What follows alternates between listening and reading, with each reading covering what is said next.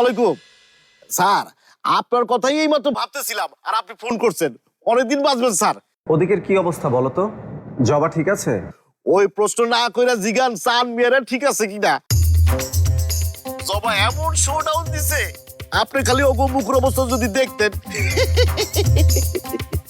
জবা ওদের শাসিয়েছে? খালি শাসায় নাই, তার পিসি বাহিনী নিয়া ওগো বাড়িতে ঢিলাইছে, তারপর মুখের উপর গিয়া উচিত কথা শুনে আইছে।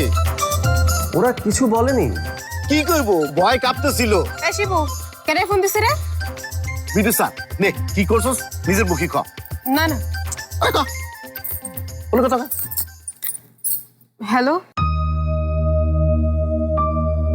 আপনি কাজটা মোটেও ঠিক করেননি।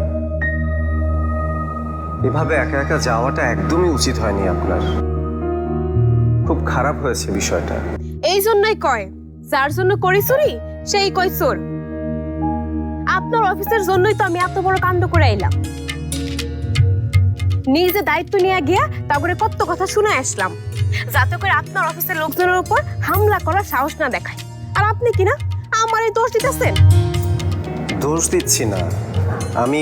সমস্যা নাই, আপনি আহেন আবার মোহনপুরে, আপনিও মার খান, আমি কিছু কমু না, কোনো দায়িত্বও নিব না।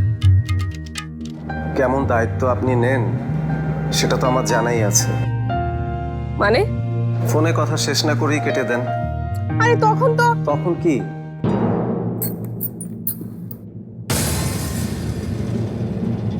আবারও? ধুর, আর কথাই বলবো না। তুই একলা একলা সান মিয়ার বাড়িতে গেছিলি? কি? ওখানে যায় ঢিলাই আইসস? তা করে জিনের ভয় দেখাইছস?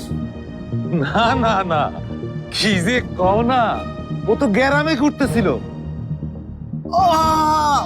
আরে তো বটতলায় পাইছি খুঁজা। আইছে চোরের সাক্ষী গাইড কাটা। আপনারাও তো আল্লাহকে গেছিলেন তাই না? হ, গেছিলাম সানমিয়ার বাড়িতে অগরের শিক্ষা দিতে। না না, এই তেমন কিছু করে নাই তো।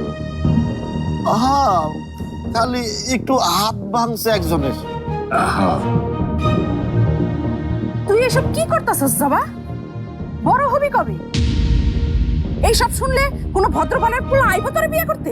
সাসি, আবার তুমি আমার বিয়ে নিয়ে কথা কইতেছো? তাহলে কি করমু? মুখে তালা দিয়ে রাখমু? তুই যা করতাছস তাতে তোরে বিয়া দেওয়া ছাড়া কোনো উপায় নাই। এইবার যদি কোনো ভালো পাত্র পাই তাহলে তোর বিয়ে আমি দিমুই। রাজিয়া, এই রাজিয়া, এই রাজিয়া, শোনো। আমি বিয়ে করবো না, করবো না। দেহি কোন বারে সাহস আছে আমারে বিয়ে করতে আহে। আর যদি কেউ আহে তাহলে তার দুটা ঠ্যাং আমি ভাঙ্গা দিমু। সবাই খালি তোর বিয়ে নিয়ে উঠে পড়ে লাগছে। তোর বিয়ে বাদ দিয়া আমার বিয়েটা দিয়ে দেখ। তোর বিয়ে হইব না, এই বাড়িতে কারোরই বিয়ে হইব না।